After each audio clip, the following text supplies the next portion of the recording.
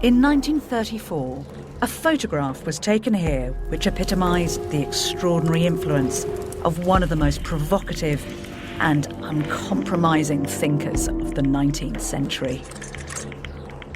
It's an image of Adolf Hitler standing next to the bust of Nietzsche here in Weimar, where the philosopher lived. With chilling eloquence, this tells us what many Nazis believed, that Nietzsche was the brilliant mind, the inspiration behind the terrifying ideologies of the Third Reich. Yet if Nietzsche had been alive to see it, he would have been appalled.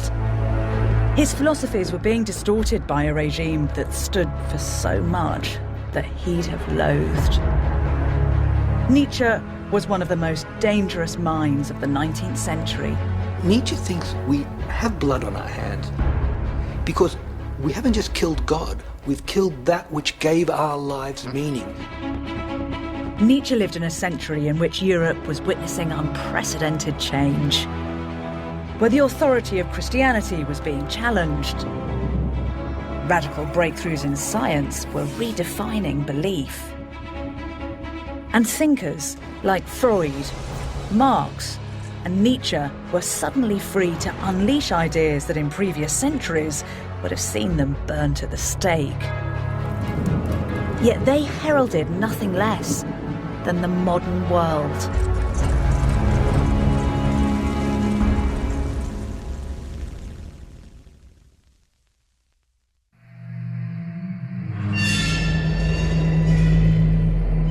In 1882, one of the greatest minds of the 19th century predicted a crisis. One that he believed would be without equal on Earth, and which would be triggered by nothing less than the murder of God. God is dead, and God remains dead because we have killed him. What was holiest and most powerful of all that the world has yet owned has bled to death under our eyes. Who will wipe the blood from our hands? These are the visceral, challenging words of Friedrich Nietzsche. The crisis that he proclaimed was a wave of disbelief in Christianity that he predicted would crash through Europe. And the raw, brutal language that he chose to describe this death of God is a measure of just how terrifying he thought the consequence would be. For what Nietzsche saw with disturbing prophetic clarity was that without a belief in God, there was no authority for the moral values that had underpinned European society across 2,000 years.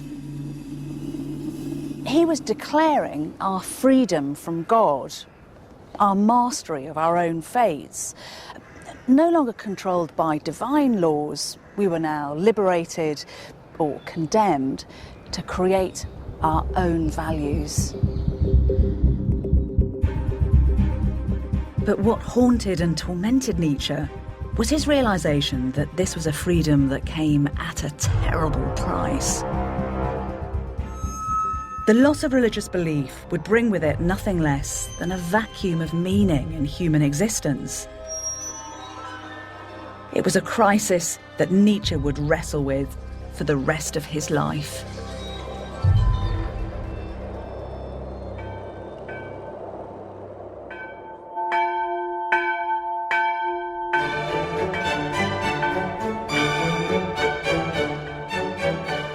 The childhood of the man who would come to call himself the Antichrist was, with no little irony, one infused with the joy of Christianity. When Nietzsche was just 9 years old, he heard Handel's Messiah for the first time. And he said he felt he had to join in the joyful singing of the angels on whose billows of sound Jesus ascended to heaven. The man who would spend his life as an adult with a mission to attack everything that Christianity stood for started off in life as the son of a Lutheran pastor here in the very cradle of Protestant Christianity.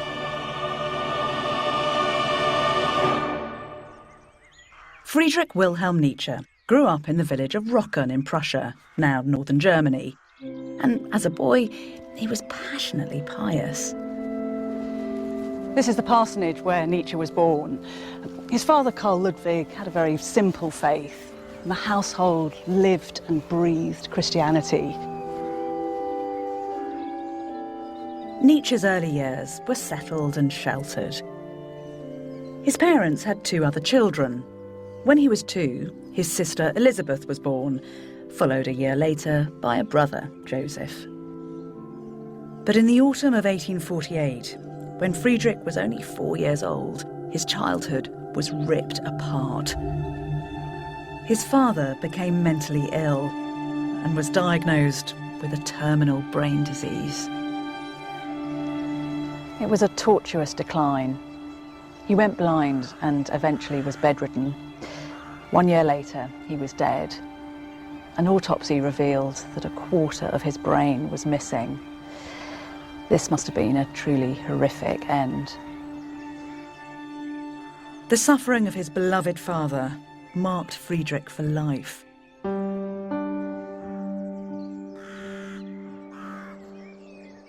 As a teenager, he wrote about his father's funeral in this church where he'd once preached. "Oh, never will the deep-throated sound of those bells quit my ear." The organ resounded through the empty spaces of the church.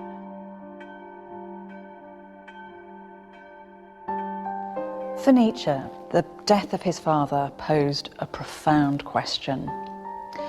Why had this God, whom his father had so loved and to whom he dedicated his life, punished a good man with such torment? It was the start of a journey into doubt that would come to define Nietzsche's life.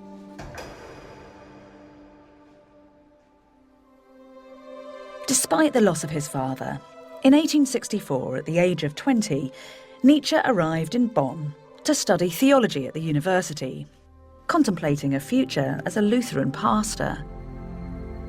But it was during his time here that he came under the influence of a controversial new method of studying the Bible, known as biblical criticism. And it scandalously suggested that this sacred text wasn't a credible historical work, but largely myth. It was radically undermining the authenticity of the scriptures. And for Nietzsche, it had a dramatic impact. If his father's death and suffering had made him question the idea of God emotionally, then this gave him the intellectual grounds on which to construct his doubt. Nietzsche's loss of belief caused an immediate rift with his family.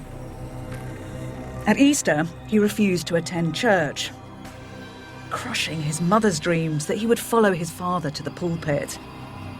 And his sister, who'd always hero-worshipped her brother, found her own faith thrown into chaos. But for Nietzsche, his journey into doubt wasn't just a source of hurt for those close to him. It was the start of an all-consuming dissection of the moral and religious beliefs with which he'd grown up. He began to regard Christianity not just as a faith regretfully lost, but as a pernicious influence that encouraged an unhealthy disengagement from the world. Christian teaching, he argued, focused on the next life, with disastrous consequences. Earth became a place of bleak exile from God. Life was a thing of pain and suffering, to be endured, not celebrated. And this emphasis on the life to come robbed the here and now of its sublime meaning. This was a conviction that would dominate his life and his work for the next 2 decades. Rejecting Christianity forced Nietzsche to flee his theological studies and to seek out a new direction.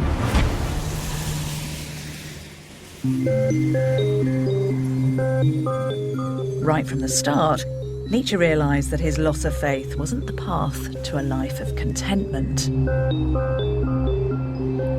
In 1865, Nietzsche wrote to his sister and said, "If you wish to seek peace of mind and happiness, then believe. If you wish to be a disciple of truth, then investigate."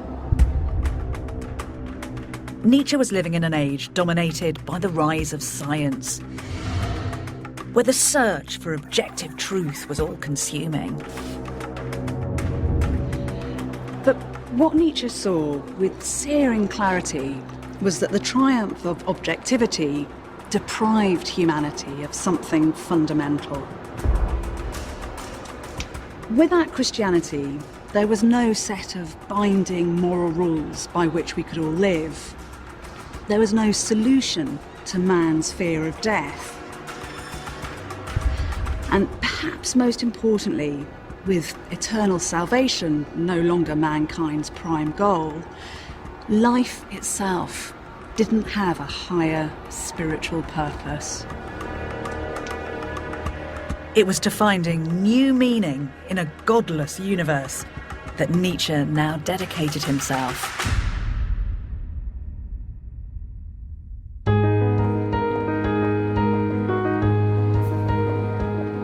And his first glimpse at an answer came at the age of 21.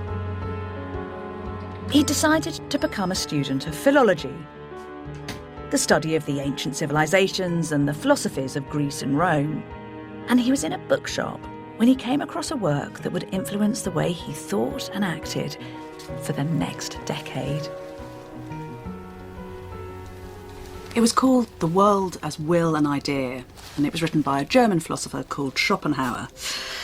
As he read it, Nietzsche was transfixed. Schopenhauer was an atheist who'd also grappled with the purpose of life, but his conclusions were beyond pessimistic.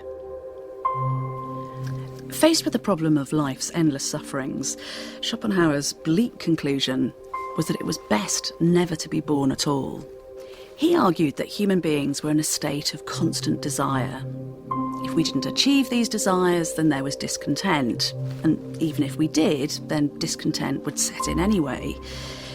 His solution was to face up to the fact that fulfilment is impossible.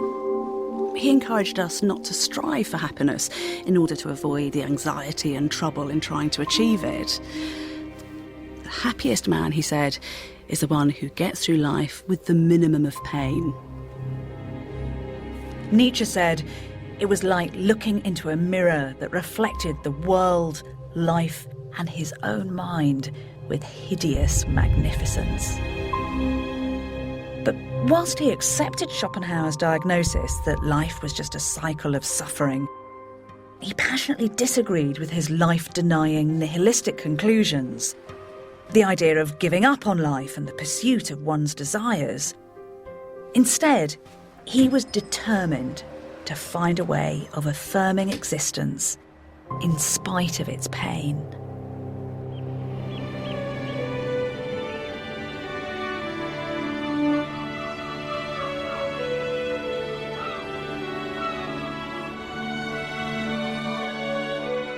In 1869, the brilliant Friedrich became a professor of philology here at Basel University at the age of only 24, the youngest in its history.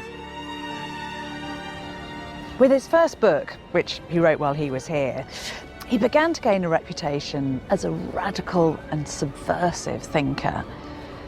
In his work, which he called The Birth of Tragedy, he started to grapple with the issue of how to deal with suffering in a world devoid of God.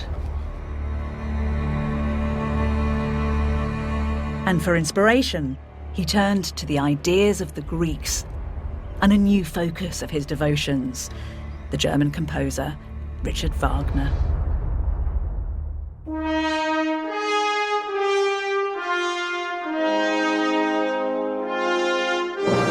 On the 22nd of May, 1872, the foundation stone was laid for Wagner's Festival Theatre. One of the guests at the ceremony was Nietzsche. The two men had met 6 years before when Nietzsche was just a student, and immediately he was smitten. Wagner became both an obsession and an inspiration. Nietzsche would come to believe that in Wagner's work he'd glimpsed what it was that made life itself worthwhile, art, and that the greatest art form of all was music.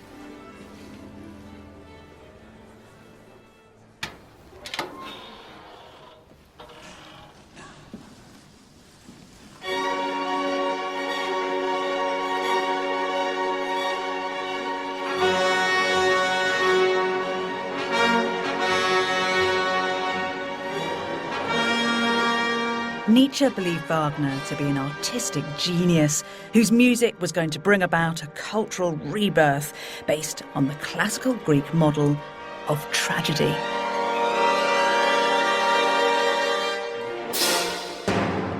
It was an art form that Nietzsche was convinced could transform a world full of suffering into something beautiful and meaningful. How did Nietzsche come to write The Birth of Tragedy? I mean, what was he trying to do with this book, do you think? Nietzsche wrote The Birth of Tragedy after a series of incredibly intense conversations with Wagner. Wagner was developing a revolutionary theory of art, where art could transform society. Nietzsche wanted to provide the philosophy for that. He found in Greek tragedy a model for that thinking. Greek tragedy tells these extremely visceral stories of human beings in conflict, suffering, destructive. Yet it was the dominant genre of thinking about the glory of Greece. Consequently, he found in Greek tragedy a way of talking about the human being today, the human being as a suffering, finding meaning in life, finding the truth. So what is so explosive about what he's putting down on the page? Well, Nietzsche structured his book around an opposition between two Greek gods, Apollo and Dionysus. Apollo stood for light, for the truth of logic, for control. And since the beginning of Germans' love of Greek, they associated Greece with rationality, the beginnings of philosophy. But Nietzsche decided he wanted to focus more on Dionysus, the figure who confuses boundaries, who discovers ecstatic group activity, dancing, wildness, the visceral feelings. And he made that the center of his tragedy. So he was standing against philosophy, against his own subject, against that sense that logic is the way to truth. He wanted to find another sort of truth, another transformative power. But how does he think that Dionysus, with all his darkness and, as you say, chaos sometimes and loss of control, how is that going to help mankind? Nietzsche was reacting against the dominant German intellectual tradition, which focused on the individual hero, the Oedipuses, if you like. And they saw that the individual who suffered could somehow transcend themselves through suffering, a very Christian message. Nietzsche reversed that and saw instead that the individual somehow lost themselves in the collective and found in a group experience an ecstatic, transformational experience. And that's what he saw in Wagner's music, and that's what he saw in tragedy. So that somehow the suffering that was everybody's condition was transformed through this ecstatic experience into an affirmation of life. This life, here and now. It's a bit like that sense of a rock concert. Okay, the idea that you somehow lose yourself in this great ecstatic collective experience. And one should never forget that opera in the 19th century was the rock music of its time, and Wagner was the rock icon of his day. And Nietzsche believed that's a way that society could be transformed through a sense of the collective experience from which you could go out and change the world. Wagner's theatre was a temple to his brilliance, but it was also the place where Nietzsche fell violently out of love with his hero. When Nietzsche came here to watch a performance of Wagner's opera The Ring, he hated what he found. Rather than a place of revolution, the theatre was stuffed with the great and the good of Europe. And the man that he'd revered as a radical, who he thought would catalyse the birth of a brave new world, was just the hero of a self-satisfied festival of opera, revelling in his own glory. Nietzsche stormed out of the theatre mid-performance. It marked the beginning of the end of their friendship and a new phase in Nietzsche's philosophical quest.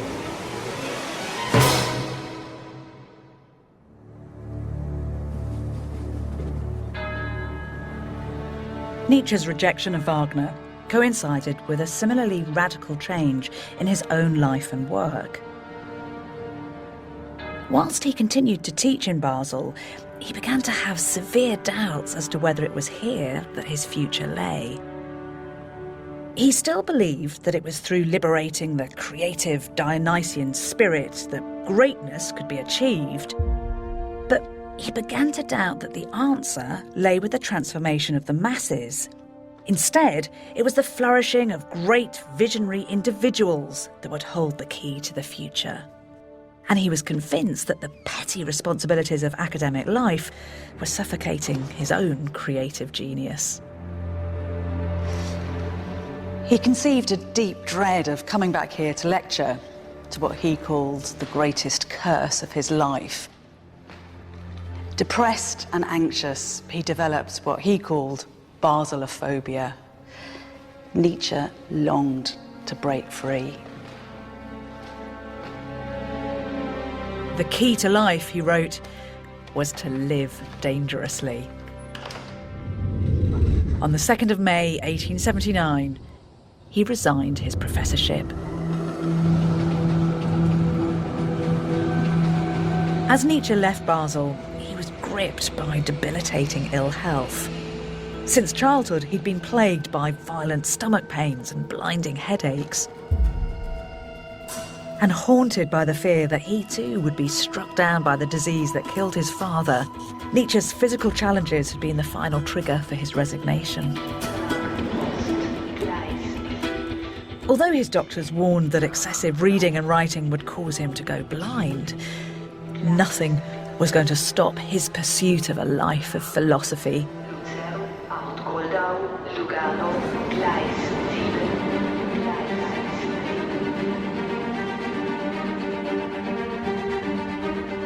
Nietzsche began to crisscross Europe, staying in hotels and guest houses in climates that alleviated his medical symptoms. He would spend the rest of his sane adult life in a state of nomadic solitude. You can just imagine him, ill, troubled, increasingly isolated, and yet with this extraordinary mind for company. Over the next decade, the ideas and thoughts that poured onto the page were simply astonishing. His ill health would mean that he could only write in bursts of 20 minutes at a time, so his books were full of incisive aphorisms, pithy statements, rather than long philosophical treatises. And it was on a train in 1881 that he was told about somewhere that would provide the inspiration for many of these great works. A fellow traveller recommended that he visit a place called Sils Maria, just a tiny little farming village in the Swiss mountains. He followed their advice and discovered the place that would become his spiritual homeland.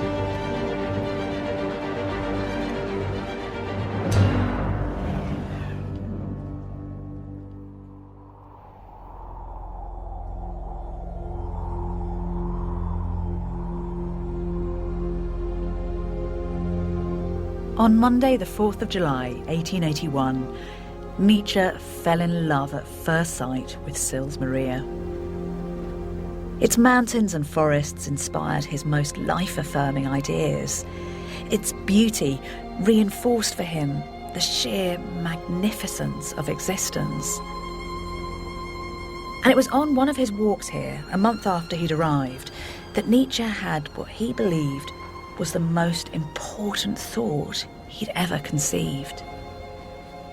He was walking by this lake when he stopped next to this rock and suddenly had a vision. This was a thought experiment that Nietzsche believed would help us all to analyse every action, every decision of our lives, so that we could live those to the full. This was his question.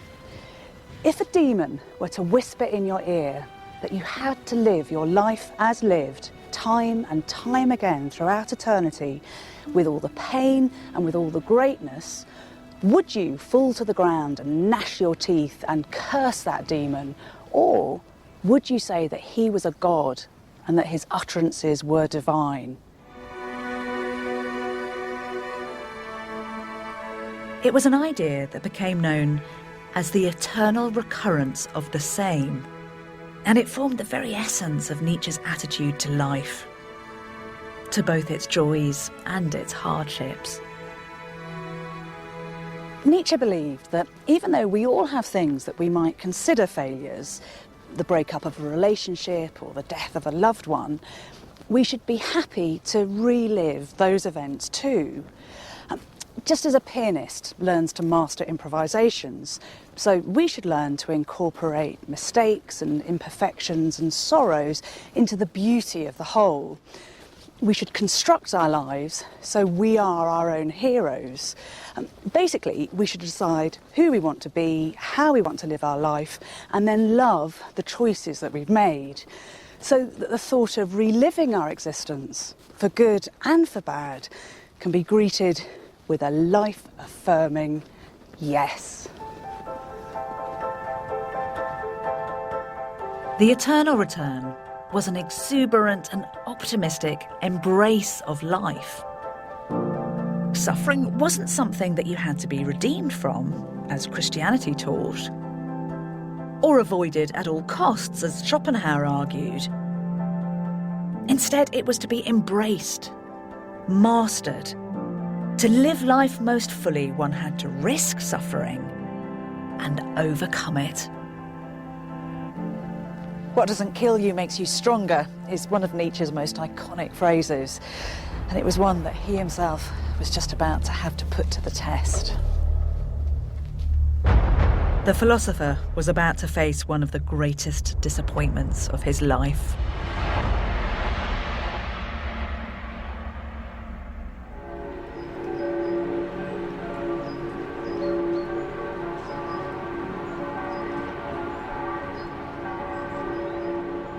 It was in the beautiful town of Lucerne that in the spring of 1882, Nietzsche contemplated abandoning his life of seclusion for a life of love with a woman he was entranced by. Her name was Lou Salome. She was 21, Russian-born, clever, beautiful, and fascinated by his ideas. Nietzsche was lost. Nietzsche and Lou spent hours walking together, discussing philosophy, absorbed in their own world. And Nietzsche brought her here, to what was known as the Lion Garden in the centre of Lucerne, to propose. He'd already asked for her hand in marriage once before through his friend Paul Ray, and she'd refused. Convinced that Ray hadn't done the job properly, Nietzsche was determined to try again. But Salome just wasn't interested in a conventional relationship. She was feisty and original and had no intention whatsoever of being trapped in a life of Victorian domesticity, and so she'd pledged never to give herself to a man. So when Nietzsche proposed for a second time, the answer was still no.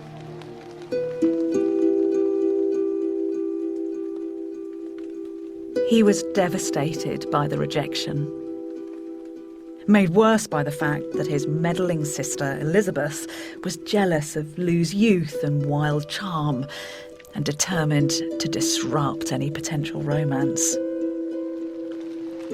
Elizabeth reported details of Nietzsche's passion for Lou to their mother, who responded by spitting out that her son was a disgrace to his father's grave.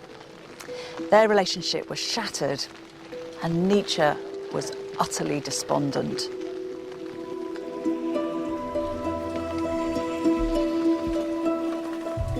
What followed was one of the most miserable periods in his life, but one in which he had the chance to test his own philosophy of suffering.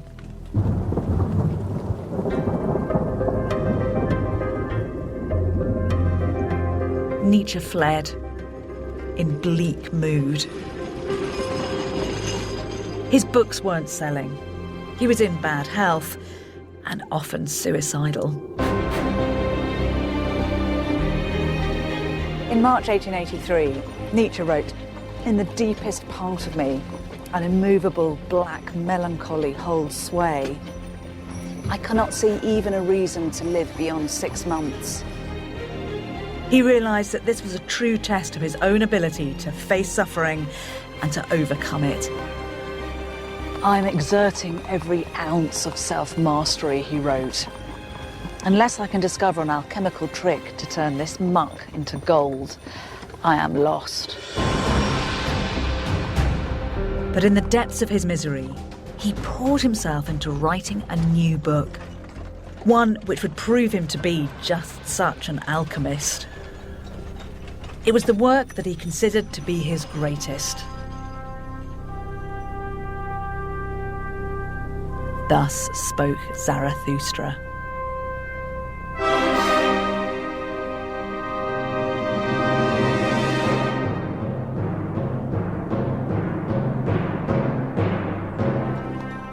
Zarathustra had huge impact. It inspired composers like Richard Strauss and writers from Joyce and Kafka to Yeats and Camus.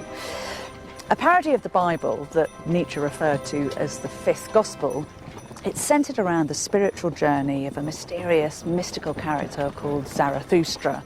And in it, the philosopher introduced one of his most notorious concepts, the Übermensch, or Superman.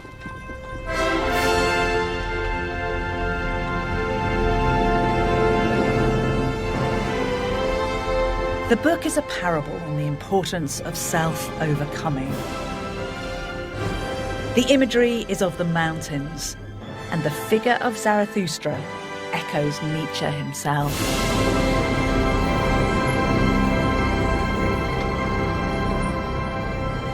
Two of its 4 books were written here, in the guest house where Nietzsche often stayed. It is remarkable being here, isn't it? Because it's in this room that Nietzsche wrote one of his most groundbreaking and influential works. This is the place where he first had the ideas about Thus Spoke Zarathustra. Zarathustra is a prophet who comes down the mountain and he wants to talk to people in a town about this great event, that God is dead, that Christianity, with all its certain universal absolute moral values, is no longer believed in, and that the question of what it is to be human and how one is to live as a human needs to be answered anew. But nobody listens to Zarathustra. And one of the mechanisms to deliver that is this difficult concept, the Übermensch, the overman or the Superman. Who or what exactly is that? It's easier to say what it is not. It's not a biological concept. It's not some kind of superior human race. An Übermensch is someone who is no longer reliant on inauthentic external goals. Society gives him or her, parents, religions. It's someone who is able to commit to goals that you set yourself. You offer humanity goals. And Nietzsche thinks it's a terrifyingly difficult task because the guidelines are missing. There are no blueprints.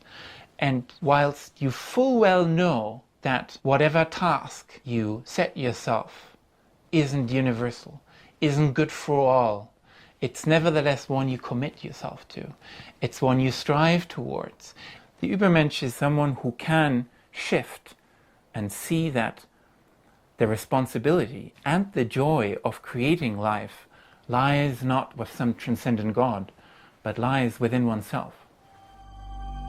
In pouring himself into writing Zarathustra, Nietzsche not only gave his own life meaning in the face of suffering, but he also began to see that suffering itself was the key to unlocking the elusive secret of happiness. So what do you think happiness is for Nietzsche? We traditionally see happiness in opposition to pain, exertion, suffering, etc. For him, that is not the case. It's striving towards something. It's suffering through that great task you've set yourself. So just flying up onto the summit of a high mountain in a helicopter will not give you the kind of feeling of happiness that you experience when you have spent 15 days walking towards the summit. It's overcoming obstacles that resist you achieving that goal that is part of the experience of happiness. So it's not just pleasure but pain that can be happiness. Pain is almost an enabling condition for happiness.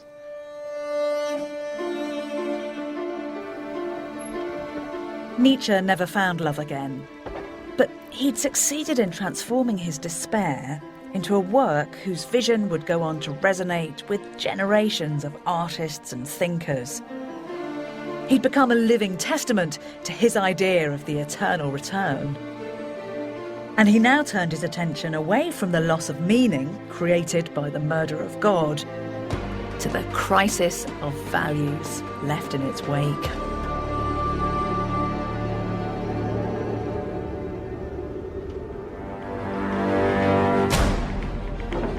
Nietzsche continued his restless journeying around Europe. Although his health was deteriorating, it didn't stop him from writing a subversive work called Beyond Good and Evil. Nietzsche himself thought the book was terrifying. A scoid-like work that confronted all the dark realities that 19th century science had laid bare. He couldn't find anybody to publish it, so he paid for it to be printed himself. And when it was released in 1886, the reviewers hated it. They described it as dangerous dynamite. Both this book and his next, The Genealogy of Morality, were fired by Nietzsche's utter dismay at the persistence of Christianity's moral values. Whilst many 19th century intellectuals had rejected the faith, they maintained its values. For Nietzsche, this was a catastrophe. For him, they no longer just lacked divine authority, they were a threat to the future of humanity itself. Why should we try to understand this book of his, Beyond Good and Evil, if we're going to try to understand Nietzsche? Well, this is a book where he really begins his incredibly intense campaign against Christianity. And he says the real logic of Christianity is a hatred of our own human, all-too-human nature. That is, we have various drives, according to Nietzsche, sexual drive, aggressive drives, drives to dominate. And Christianity says those drives are an affront to God. We need to push those drives down. But for Nietzsche, that means we need to push ourselves down. So he thinks that Christianity teaches us kind of a self-evisceration, a self-hatred. That is his critique of Christianity. And what does he think is wrong with a fundamental Christian moral value?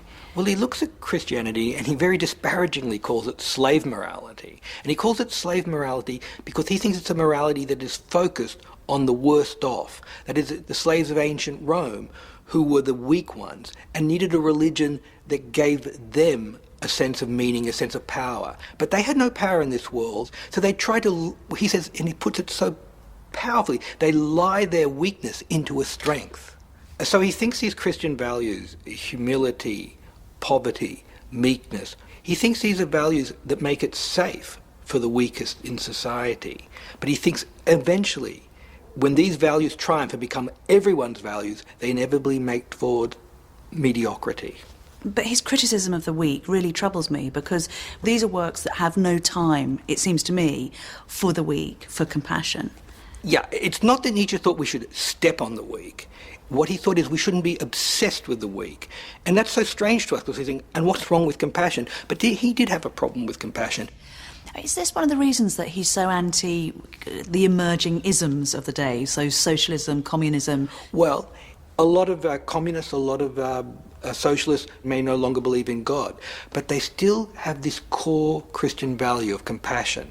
And Nietzsche says when you're obsessed with compassion, when you're obsessed with how the worst off are doing, that gets you into a mentality where what is valued is contentment. He calls that herd happiness, and he says that is only worthy of animals. We are worthy of so much more. And he says if you gear everything to making the worst off as well as possible, you take your eyes off the idea of the great individuals who often are extremely egotistical.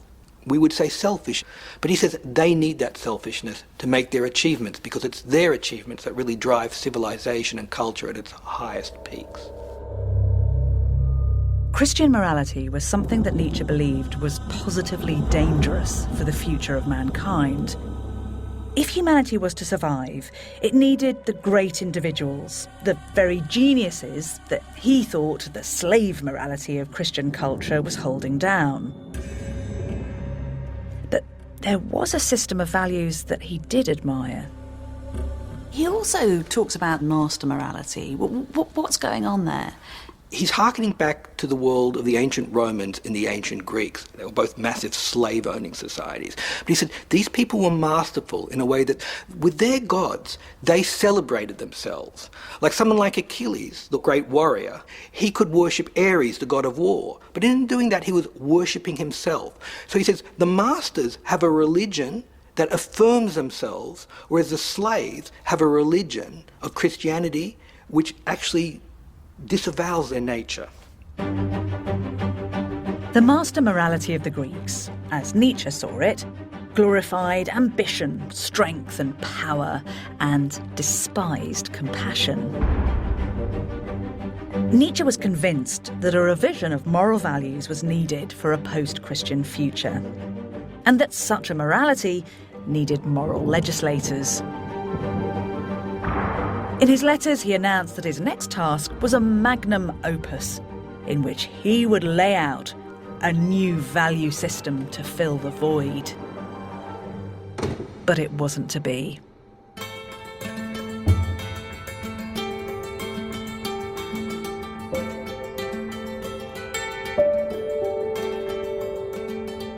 In April 1888, Nietzsche moved to Turin. This would be his home for the rest of his sane life.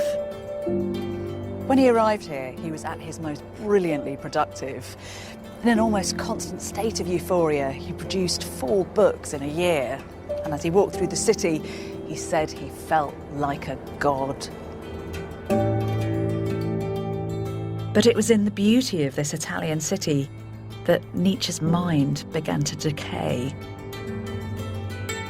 And it's in the letters he wrote at the start of 1888 that the very first signs of his madness can be glimpsed.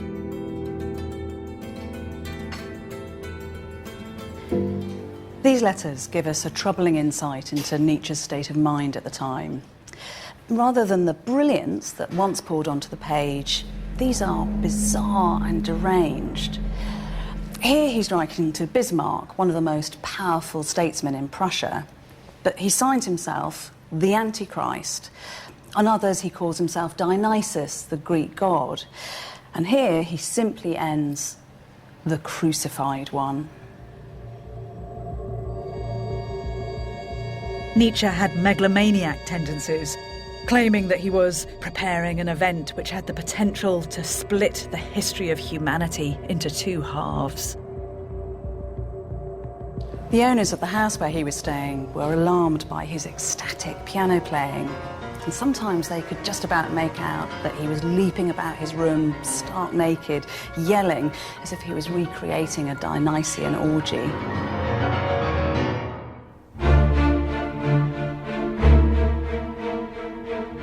Events came to a climax in one of Turin's piazzas. Nietzsche saw a coachman thrashing his horse with a whip. He flung his arms around the animal's neck and, with tears streaming, collapsed to the ground. The final sane act of a man who'd spent his life criticising the weakness of human compassion was one of profound pity. 7 days later, he was incarcerated in an asylum in Basel.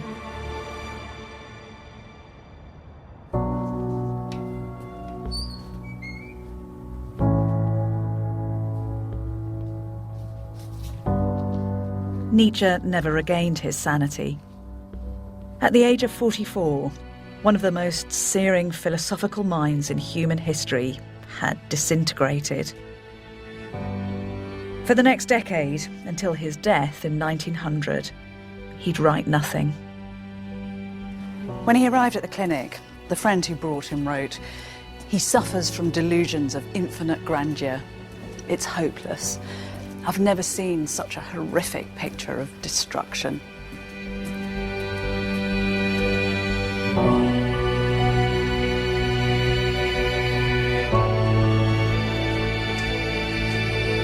No one knows exactly what caused Nietzsche's descent into madness. But while Nietzsche's mind collapsed, his work started to take on a life of its own.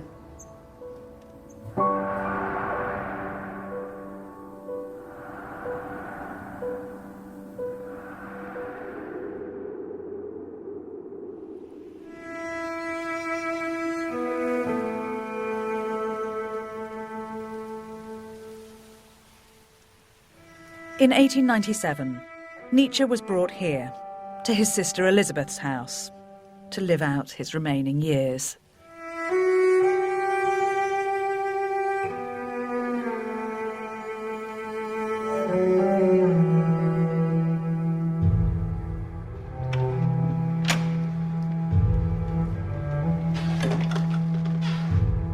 Declared clinically insane, until his death, Elizabeth would be his sole carer.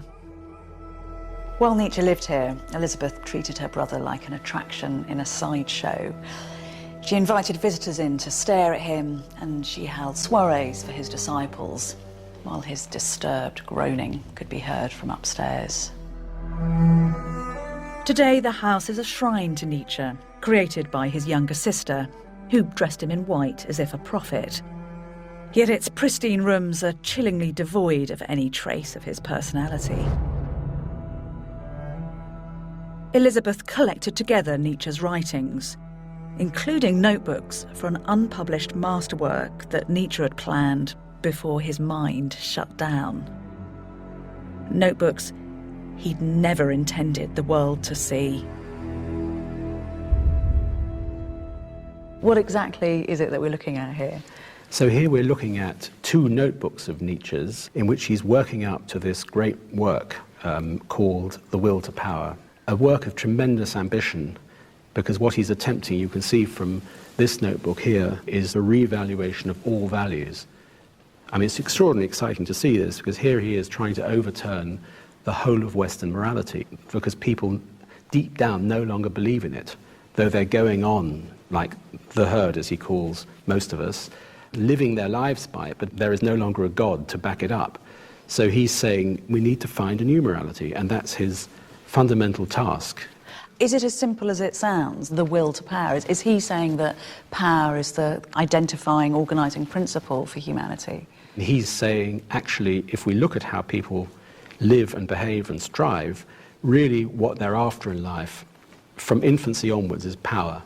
And therefore, any morality that's going to fit with human nature needs to be a morality that sees power as the goal that we all seek, albeit in very different ways. So it's more than just something, because we've got Darwin at this time with his survival of the fittest, but Nietzsche's taking that idea way beyond what Darwin's saying. He is. Superficially, they sound similar, but in fact, they're profoundly different. And Nietzsche despised Darwin, and he has contempt for any way of living life that simply seeks to preserve yourself and your progeny. And the real difference is that the will to power is concerned that human beings should do more than merely preserve themselves. They should aim for great things. They should aim to be great statesmen or to be great philosophers and design new worlds, as it were. And that might involve sacrificing preservation. That might involve an early death. It might involve leaving no children. For him, the will to power is about seeking the exceptional. But Nietzsche seems to have recognised the flaw in his own idea. Perhaps his last sane act was the decision not to publish what he'd written. Nietzsche was himself against all philosophies that attempted to reduce the world to one principle, whatever that principle might be. And in a sense, his attempt to reduce the world to the will to power was, as he would put it, intellectually unclean. And I think that's why this work ultimately failed, because he realized that he was being untrue to himself. And what clues are in these notebooks themselves that he has given up? Well, I mean, there are small signs. For example, here in this version, he's written a shopping list over these profound thoughts, and here we have the word toothbrush, Zahnbürste. So I think if you start writing shopping lists over your great masterworks, that suggests that you no longer have respect for them. But the work he abandoned was published with devastating consequences. Nietzsche died here of a stroke in 1900, but his death gave Elizabeth the opportunity to appropriate not just the dog days of his life, but his life's work. Elizabeth had hero-worshipped her brother and lived her life in his shadow. Now, as literary executor, she set about publishing Nietzsche's notebooks in a collection entitled Will to Power. Although she worked with various editors, she simply dismissed them if they disagreed with her. Nietzsche's work was edited and manipulated to suit her own political ends. Elizabeth was a supporter of the Nazis and began to court the party's leaders. In 1934, Adolf Hitler visited this house, and she even gave him her brother's walking stick. Elizabeth was so extraordinarily successful in promoting her brother and his works that by the end of the 1930s, Nietzschean thought and themes pervaded German society. And this was disturbingly reflected in one of the most compelling propaganda films of all time.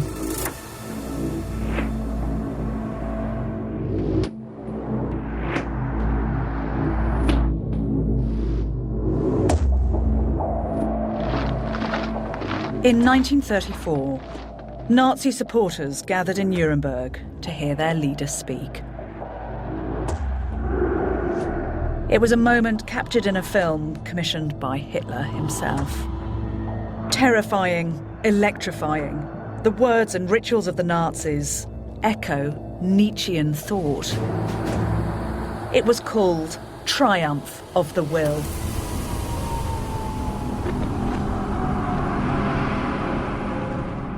The film begins with Hitler descending from the clouds, echoing Zarathustra, and Übermensch coming down from the mountains with his new morality to be greeted by the herd.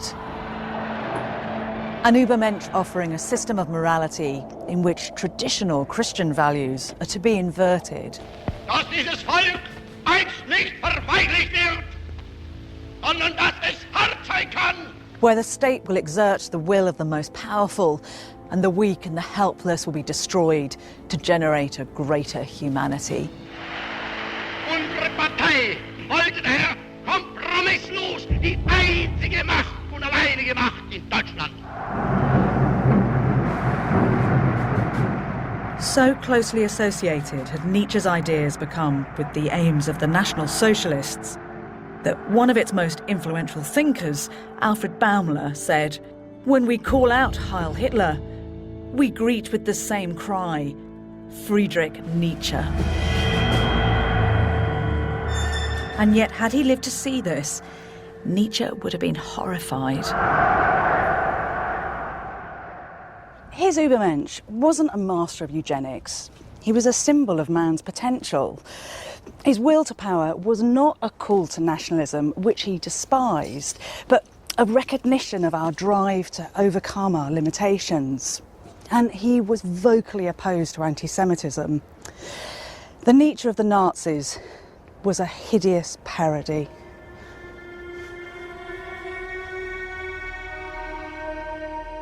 Just months before his final collapse, Nietzsche wrote, "I confess that the deepest objection to the eternal recurrence, my truly most abysmal thought, is always mother and sister." how prophetic his words turned out to be. And yet perhaps the blame for his misuse is not entirely Elizabeth's. Nietzsche would never have advocated Hitler's final solution, but he was naive if he thought that his work would not be misunderstood. Evil loves nothing better than a void, and the philosopher's clever, ambiguous aphorisms could easily be put to the service of evil. Even when he was entirely sane, Nietzsche said that bad would be done in his name.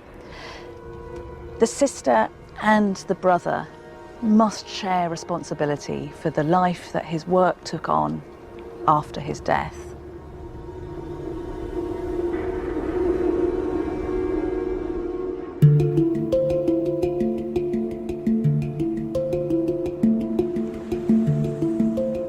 A century after Nietzsche's death, the crisis created by the murder of God may seem exaggerated to us today. The modern world hasn't collapsed. God, as the unchallengeable source of moral values, seems to have stepped aside relatively quietly. But maybe that's because we lack Nietzsche's unsettling prophetic vision, his wild imagination. If we choose to wear the blinkers of the herd, could it be that we're staring with unseeing eyes into the very abyss that he predicted? He believed that what would fill the void was a chaos of cultural preferences. A mess, an overload of personal choices. Pernicious in Nietzsche's eyes because they perpetuated the empty values of the herd that he so despised. And perhaps Nietzsche's most chilling vision was of the humanity that would populate this post-Christian world. These people he called the last men, and for them he reserved his most fervent fury. These were men and women who turned their backs on challenging ideals, but felt they were content. They had a banal existence. They did everything in their powers to limit excesses of joy or sorrow. Their concern was the trivial and the narcissistic, and so they lived lives of timid mediocrity, fooling themselves that they were happy. They bought into what Nietzsche described as the religion of comfortableness. Could this be a devastating description of the modern world? A world that shies from the risk of striving for greatness. A world that shuns higher values and celebrates the mundane. The last men are Nietzsche's greatest fear. They look at a star, by which he means the fiery potential of beautiful lives fully lived, the meaning of all existence, and they have no desire even to pursue it. They merely blink. Before Nietzsche fell into madness, he wrote, "If you stare long enough into the abyss will stare back into you." The chaos that confronted Nietzsche in his final moments of sanity is arguably our own. The question of not just how we should live, but the point of our lives is still one of the greatest challenges of the modern world.